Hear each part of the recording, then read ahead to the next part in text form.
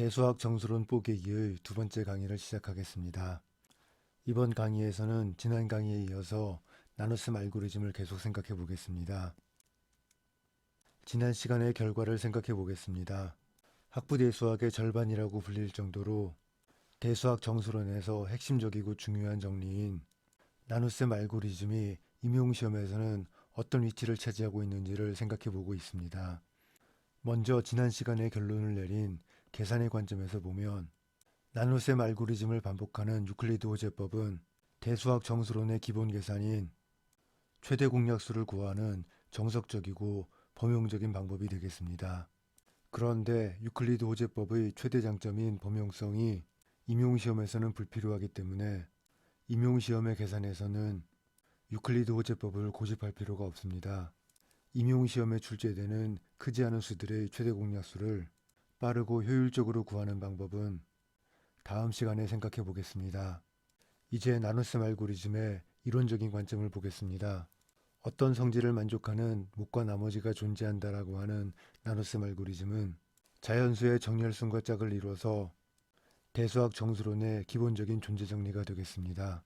기본 존재 정리인 나눗셈 알고리즘으로부터 파생되는 중요한 정리가 아주 많기 때문에 나눗셈 알고리즘을 학부대수학의 절반이라 부르는 것입니다. 그런데 임용시험으로 제안해 보면 아주 애매한 위치를 차지하고 있다고 지난 시간에 말씀을 드렸습니다. 이번 강의에서 실제로 나눗셈 알고리즘의 쓰임새를 보고 임용시험에서 나눗셈 알고리즘의 위치가 애매한 이유를 확인해 보겠습니다. 먼저 정리 1.1.12의 증명을 간단히 살펴보겠습니다. 기본이론반이 아니기 때문에 증명을 자세하게 설명해 드리진 않겠습니다. 정리 1.1.12는 A와 B의 최대공약수를 A와 B의 1차 결합으로 표현할 수 있음을 보장해주는 정리로 나눗셈 알고리즘의 핵심 아바타가 되겠습니다. 정수 A와 B의 최대공약수 D를 A와 B의 1차 결합인 AX 더하기 BY로 쓸 수 있는 정수 XY가 존재하겠습니다. XY의 존재성을 보장해주는 정리이기 때문에 존재 정리가 되겠습니다. 그리고 실제 계산은 유클리드 호재법으로 최대 공약수를 구한 후에 계산을 거꾸로 따라 올라가서 구할 수 있습니다. 그리고 이때 XY는 유일하지 않습니다.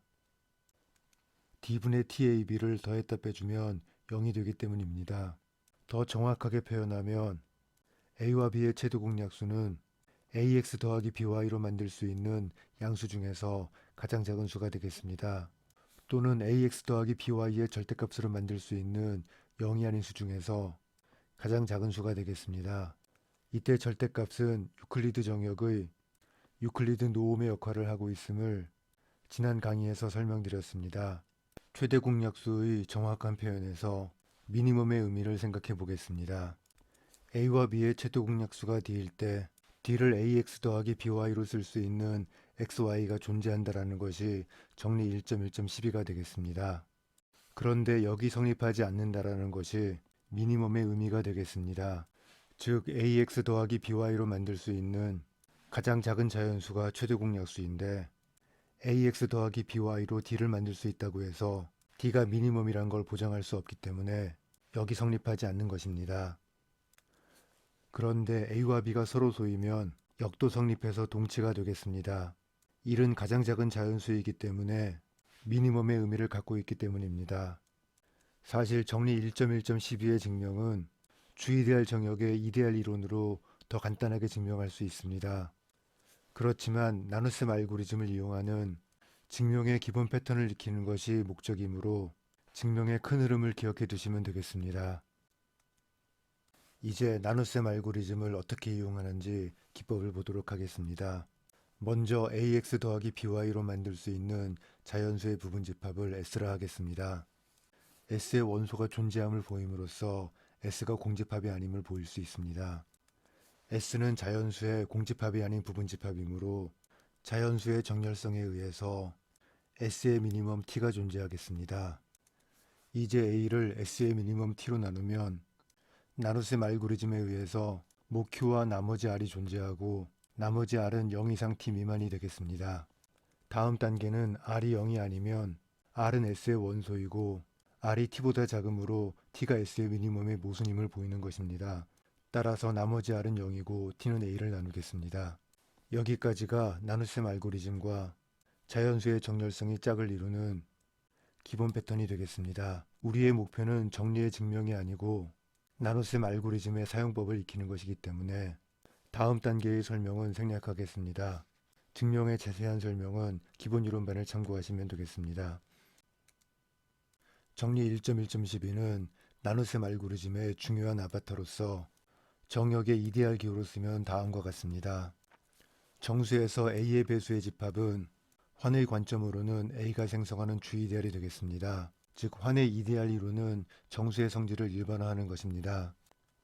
A와 B의 최대 공약수가 생성하는 주이데알과 A가 생성하는 주이데알과 B가 생성하는 주이데알의 덧셈이 일치한다라는 것입니다. 이 성질은 주이데알 정역의 핵심 성질로 학부대수학의 가장 큰 주제가 되겠습니다. 즉 나눗셈 알고리즘의 변형으로 얻은 정리 1.1.12가 학부대수학과 정수론의 핵심 정리가 되겠습니다.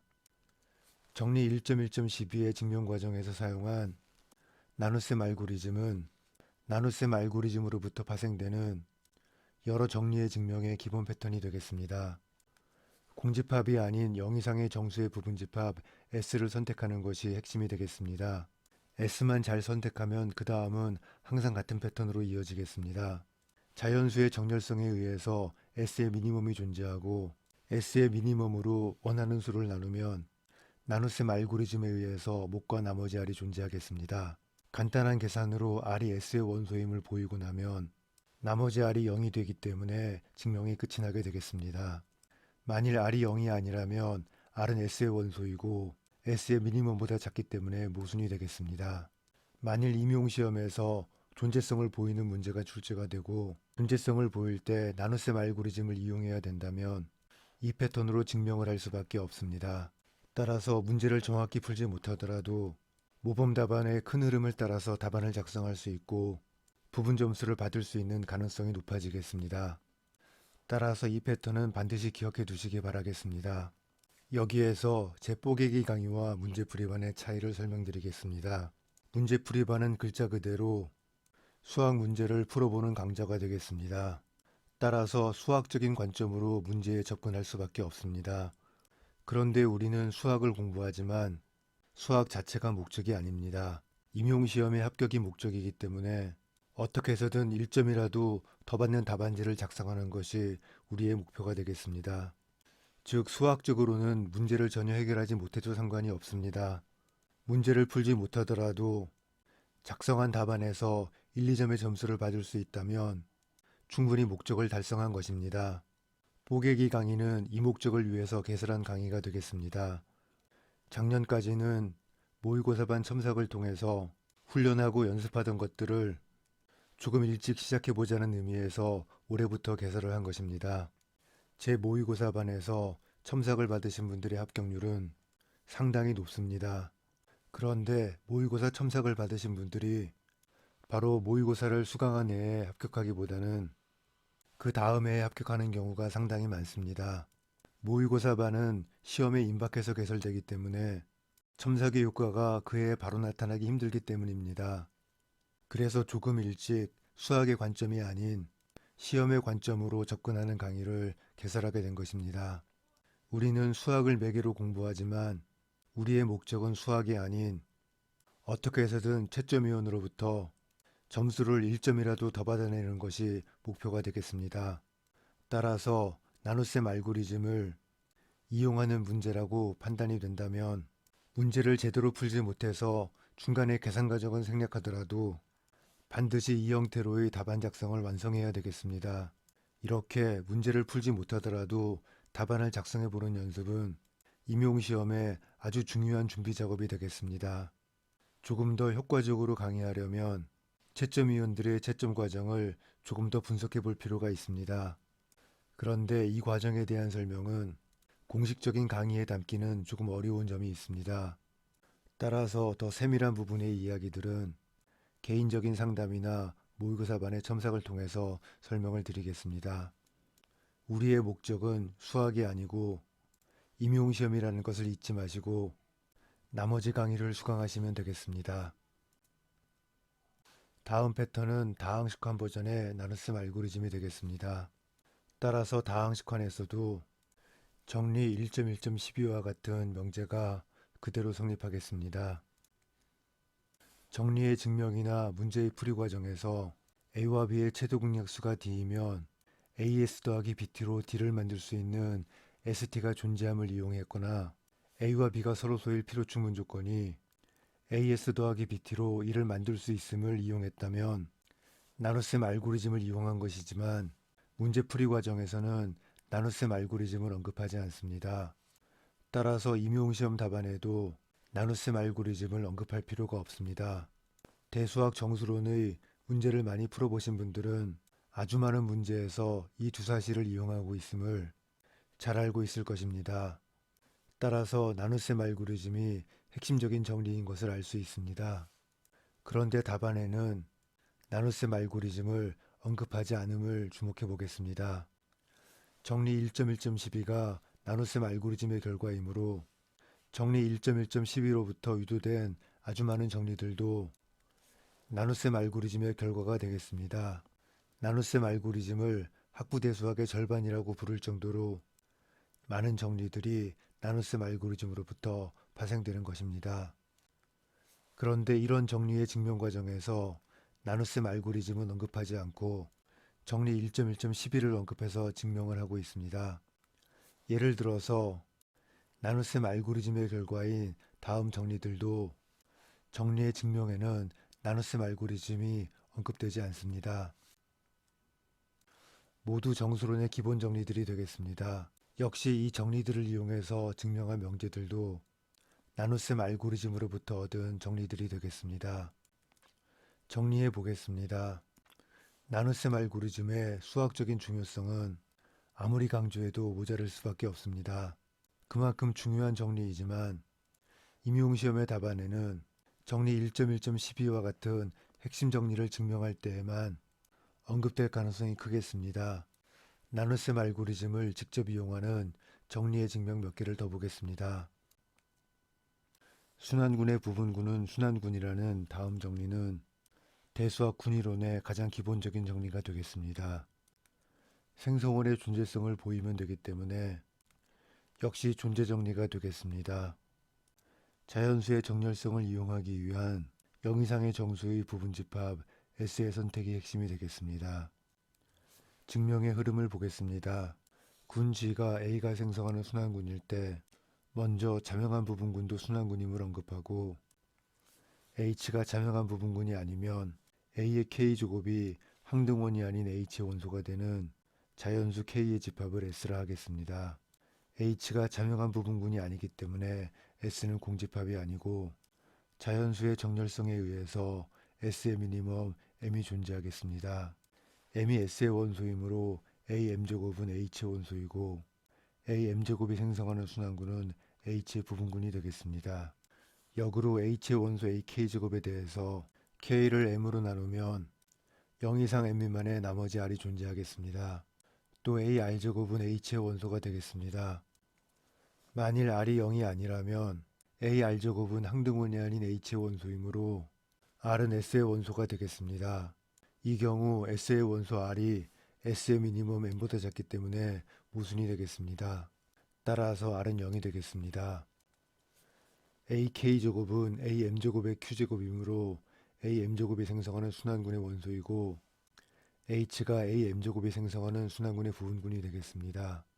이 둘을 종합하면 H는 AM제곱이 생성하는 순환군이 되겠습니다.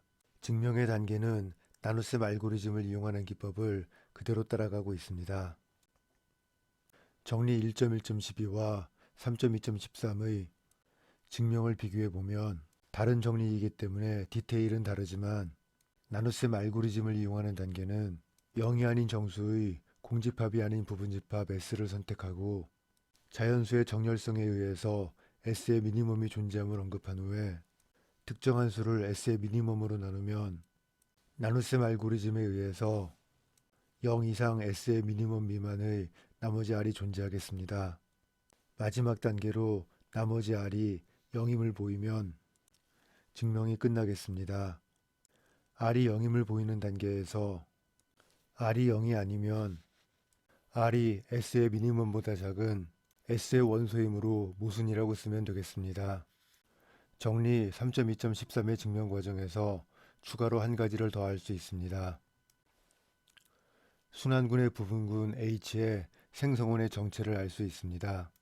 전체군 G가 A가 생성하는 순환군일 때 부분군 H의 생성원은 A의 M제곱이 되겠습니다. 이때 M은 S의 미니멈으로 자연수 K에 대해서 AK제곱이 항등원이 아닌 H의 원소가 되는 가장 작은 자연수가 되겠습니다. 정리 3.2.13처럼 순환군의 대부분의 이론도 나눗셈 알고리즘의 아바타가 되겠습니다. 정리의 증명 하나를 더 보겠습니다. 체 FU의 다항식헌 fx가 주의대할 정역이라는 정리가 되겠습니다. 역시 생성원이 존재해야 되기 때문에 존재 정리가 되겠습니다. 증명에 대한 설명은 생략하겠습니다. 나눗셈 알고리즘의 틀을 따라가는 것만 확인해 보겠습니다. 정리 5.7.15의 증명을 기억하지 않은 상태에서 정리 5.7.15를 증명하라는 문제를 받았다고 가정해 보겠습니다. 현재 나의 목적은 완벽한 증명을 할 자신이 없기 때문에 어떻게 해서든 부분 점수를 받을 수 있는 답안지를 쓰는 것이 목적이 되겠습니다.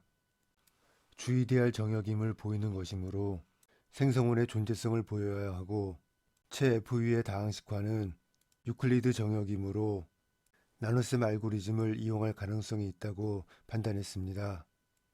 그렇다면 생각의 첫 단계는 0 이상의 정수의 공집합이 아닌 부분집합 S를 찾는 것입니다. 즉 다항식환 fx의 EDR i와 관계가 있는 0 이상의 정수의 집합이 되겠습니다. 다항식과 관련이 있는 정수는 당연히 다항식의 차수이므로 S는 다항식의 차수들의 집합일 것입니다. 다항식은 EDR i와 관계가 있어야 되므로 fx는 i의 원소가 되어야 되겠습니다. 그런데 0다항식은 차수를 정의하지 않기 때문에 i의 원소 중에서 0이 아닌 다항식을 택하면 되겠습니다. 다음은 이렇게 택한 S가 공집합이 아니라는 것을 언급해야 되겠습니다.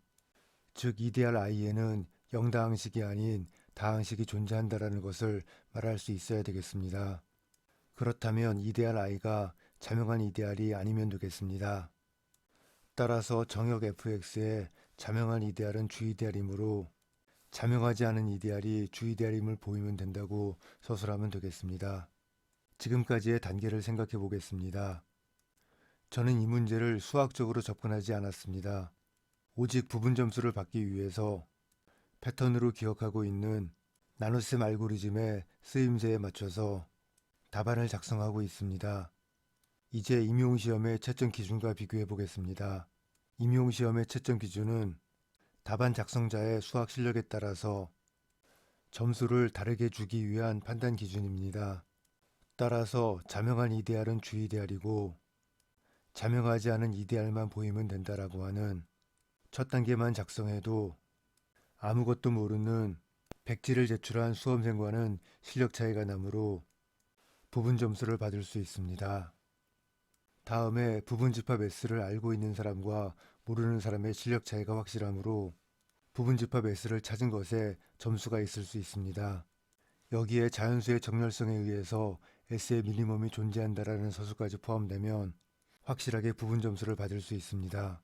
제 뽀개기 강의의 목적은 모르는 문제라 하더라도 이런 식으로 부분 점수를 받을 수 있는 답안을 작성하는 능력을 키우는 것입니다.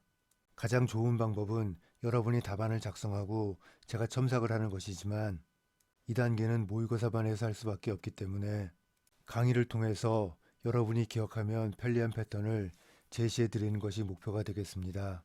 계속 답안을 작성해 보겠습니다. 현재 저는 문제를 수학적으로 접근하는 것이 아니고 부분 점수를 받기 위해서 나눗셈 알고리즘을 이용하는 패턴을 적용하는 데 관심이 있습니다. 즉 수학적인 관점이 아니라 시험의 관점으로 접근하고 있습니다. n이 S의 미니멈이라는 것은 EDR i의 n차 다항식이 존재한다는 의미가 되겠습니다. 이 다항식을 P라 하면 PX가 생성하는 주-EDR은 i의 부분 EDR이 되겠습니다. 여기서 우리의 목적을 생각해 보겠습니다.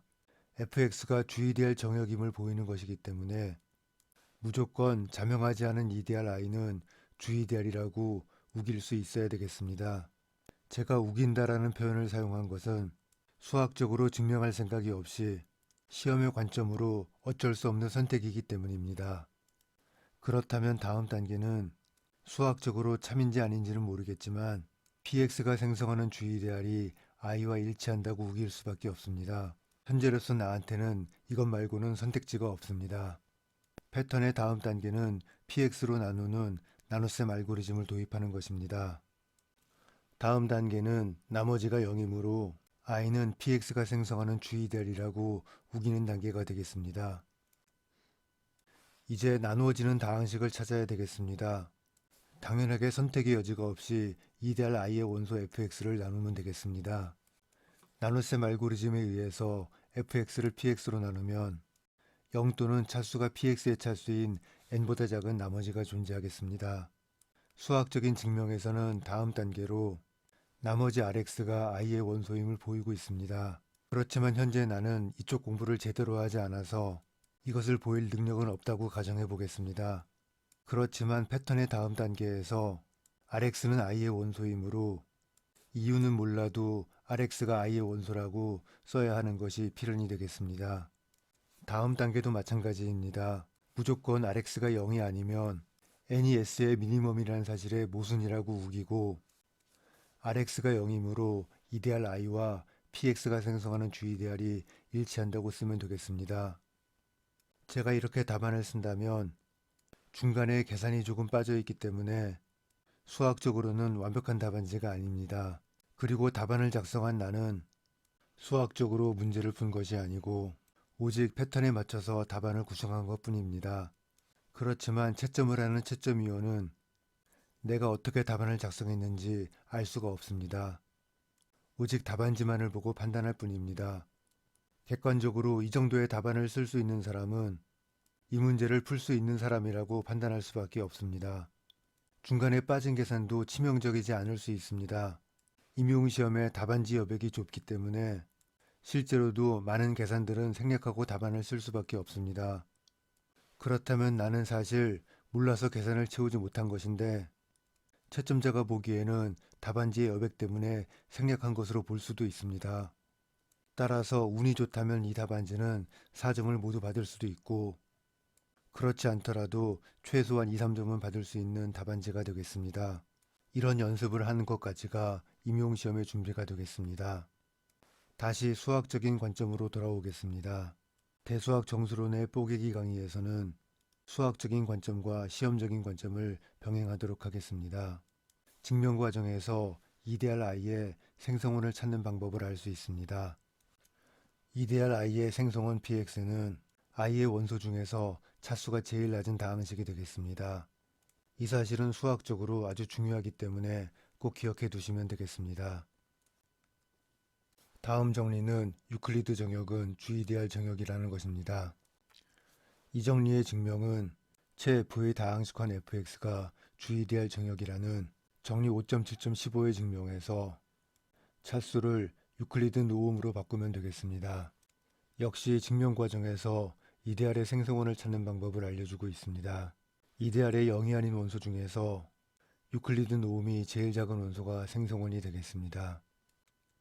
다음은 나눗셈 알고리즘으로부터 알 수 있는 결과 한 가지를 소개하겠습니다. GN의 원소가 0부터 n-1까지 n게임을 알려주는 것이 나눗셈 알고리즘이 되겠습니다. 마찬가지로 체 f의 다항식환 fx의 잉여환의 원소의 구성도 나눗셈 알고리즘이 알려주고 있습니다.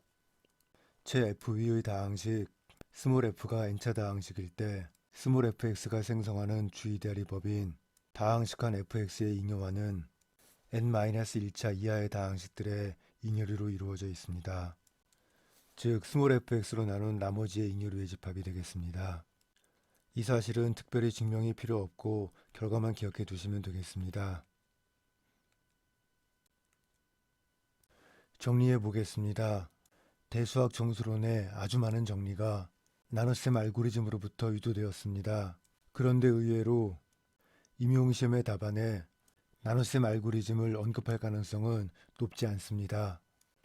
임용시험 답안에는 나눗셈 알고리즘으로부터 증명한 기본 정리를 언급할 가능성이 훨씬 높습니다.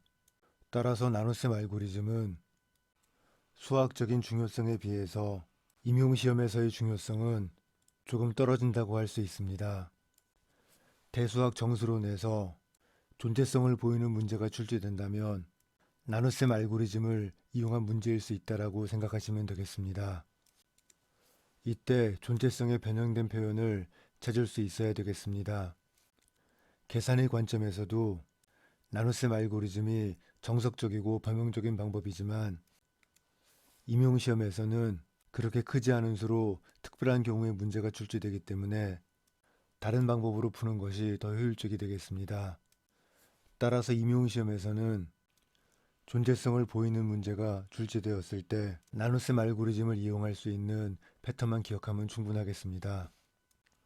학부대 수학의 절반이라고 부를 정도로 학문적으로 중요한 나눗셈 알고리즘이 임용시험에서의 중요성은 그렇게 크지 않다라는 결론으로 이론적인 관점을 마무리하겠습니다. 이제 계산을 익히도록 하겠습니다. 앞으로 유클리드 호재법이 아닌 다른 계산 방법을 소개해 드릴 것입니다. 임용시험에 출제되는 특별한 경우에 대한 방법이기 때문에 유클리드 호재법과 같은 범용성은 갖지 않습니다. 따라서 계산이 잘 되지 않는 경우가 있을지도 모르겠습니다. 이런 만일의 경우를 대비해서 정석적이고 범용적인 방법인 유클리드 호재법의 표를 이용한 계산을 익히고 임용시험용 계산을 익히도록 하겠습니다. 계산 연습은 무조건 계산을 많이 해보는 것이 아니고 임용시험에 알맞은 계산 방법을 익히는 것이 계산 연습의 핵심이 되겠습니다. 유클리드 호재법의 표를 이용한 계산의 예를 보겠습니다. 먼저 기본적인 유클리드 호재법을 따라가 보겠습니다. A를 B로 나누면 몫이 Q1이고 나머지가 R1일 때 A와 B의 최대 공약수는 B와 R1의 최대 공약수와 같습니다.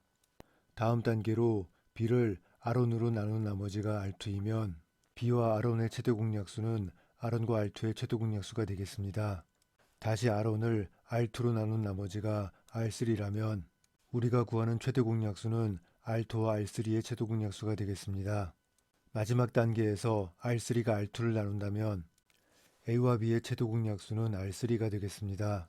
그런데 이렇게 최대 공약수를 구하고 계산이 끝이 나지 않을 때가 있습니다. 최대 공약수 R3를 A와 B의 1차 결합으로 나타내야 될 때가 있습니다. 이때에는 지금의 계산을 거꾸로 거슬러 올라가야 되는데 이 작업이 상당히 귀찮고 연습장도 많이 차지하고 있습니다. 이때 유클리드 알고리즘을 표를 이용해서 계산하면 필기양과 계산량이 적어져서 상당히 편리할 수 있습니다. 일단 첫 단계는 유클리드 호재법에 나머지 조건을 맞춰가면서 계산하겠습니다. 그렇지만 우리의 목표는 최대 공약수를 빠르게 계산하는 것이기 때문에 필요하다면 나머지의 조건을 굳이 지킬 필요는 없습니다. 일단 첫 단계로 나머지의 조건을 지키면서 계산해 보겠습니다. 먼저 A와 B를 나란히 쓰겠습니다. 저는 주로 절대값이 큰 수를 왼쪽에 절대값이 작은 수를 오른쪽에 쓰고 있습니다. 첫 단계로 A를 B로 나눈 몫과 나머지를 구할 때 B의 배수 중에서 A 아래쪽에서 A와 가장 가까운 수를 구하는 것입니다. 이렇게 몫 Q1과 나머지 R1을 구하고 다음 단계로 B의 아래쪽에서 B에 가장 가까운 R1의 배수를 구해서 B를 R1으로 나눈 몫과 나머지를 구할 수 있습니다.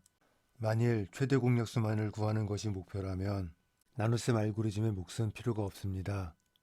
그런데 A와 B의 최대 공약수를 A와 B의 1차 결합으로 표현하려면 몫도 반드시 적어둬야 되겠습니다. 이 작업을 반복하겠습니다. 이 작업을 반복해서 나누어 떨어지기 바로 직전의 나머지가 최대 공약수가 되겠습니다. 실제로 다음 최대 공약수를 유클리드 호재법을 이용해서 계산해 보겠습니다. 먼저 9005와 3003의 최대 공약수를 구해 보겠습니다. 9005와 3003을 나란히 쓰고 9005보다 작으면서 9005에 최대한 가까운 3003의 배수가 6006이므로 몫은 2이고 나머지는 2999가 되겠습니다. 2단계에서 9005에 최대한 가까운 3003의 배수를 구한 것을 기억해 두시기 바라겠습니다. 계산 과정에 대한 중요한 생각의 시작이 되겠습니다. 이 작업을 반복해서 최대 공약수가 1임을 알 수 있습니다. 그런데 나누어 떨어지지 않았는데도 계산을 멈춘 이유가 있습니다. 계산의 마지막 단계의 나머지가 1이기 때문에 그 다음 단계에서는 무조건 나누어 떨어지는 것이 확실하겠습니다. 따라서 나누어 떨어지기 바로 전의 나머지 1이 최대 공약수가 되겠습니다. 다음 단계에서 나누어 떨어지는 것이 확실하다면 호재법을 멈출 수 있습니다. 그리고 나누어 떨어지기 바로 전의 이 나머지가 최대 공약수가 되겠습니다. 이제 유클리드의 호재법에서 나머지의 조건에 대해서 생각해 보겠습니다. 나머지의 조건과 상관없이 A가 BQ 더하기 R이면 A와 B의 최대 공약수와 B와 R의 최대 공약수는 일치하겠습니다. 따라서 최대 공약수만 구한다면 굳이 나머지의 조건을 지킬 필요가 없어 보입니다. 더군다나 나머지의 조건을 지킨다면 A를 B로 나눌 때 B의 배수 중에서 A에 가장 가까운 배수를 찾아야 되겠습니다. 그런데 B에 15배를 했더니 A보다 큰 수가 되었다면 나머지의 조건을 지키기 위해서 열심히 계산한 B 곱하기 15의 계산을 버리고 다시 B 곱하기 14나 B 곱하기 13을 계산해야 되겠습니다. 이렇게 가장 가까운을 확인하기 위해서는 계산과 시간이 많이 필요하겠습니다. 그렇다면 유클리드 호재법에서 나머지의 조건을 주는 이유가 무엇인지 생각해 보겠습니다.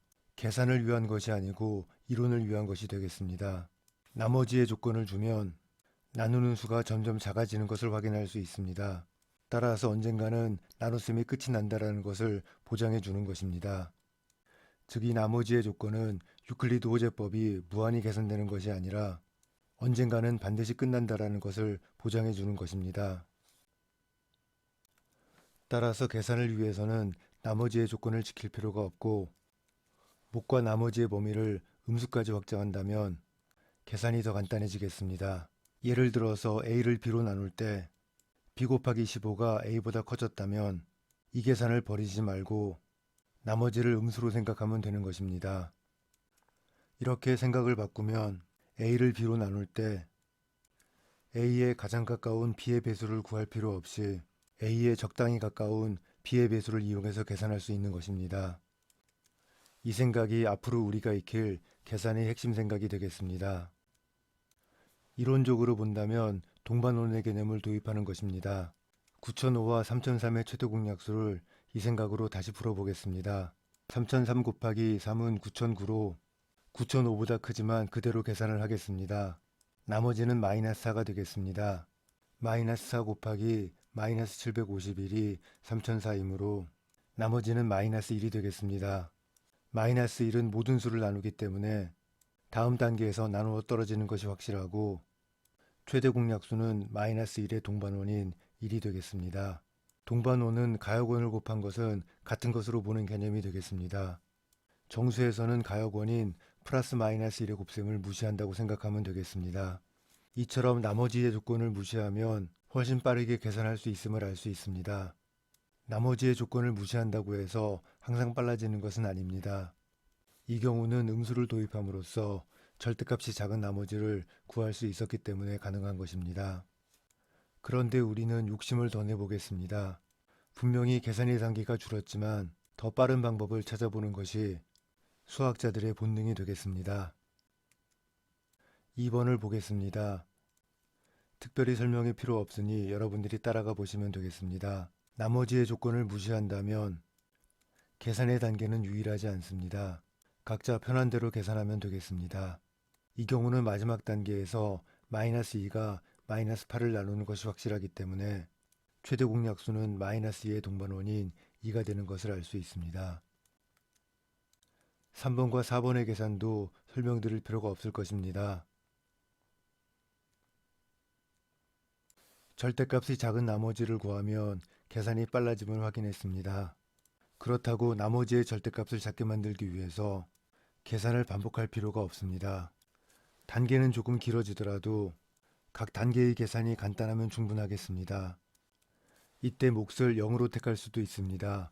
이 생각만 기억해 주시면 되겠습니다. 예를 들어서 18183과 6069의 최대 공약수를 구해보겠습니다. 6069 곱하기 3이 18207이므로 나머지는 마이너스 24가 되겠습니다. 마이너스 24에 마이너스 253을 곱하면 6072이므로 나머지는 마이너스 3이고 그 다음 단계는 나누어 떨어지는 것이 확실하므로 최대 공약수는 마이너스 3의 동반원인 3이 되겠습니다. 그런데 이 계산에서 마이너스 253을 찾는 것은 간단한 계산이 아닙니다. 그래서 대략 마이너스 250을 목으로 택하면 나머지가 69로 나머지의 절대값이 나누는 수의 절대값보다 커지게 되겠습니다. 이럴 때 다시 계산하는 것이 아니라 다음 계산의 몫을 0으로 택하면 되겠습니다. 물론 단계는 길어졌지만 마이너스 250을 곱해서 계산한 결과를 버리고 다시 계산하는 것보다는 더 빠를 수 있습니다. 이렇게 해서 유클리드 호재법을 표로 계산하는 방법을 간단히 살펴봤습니다.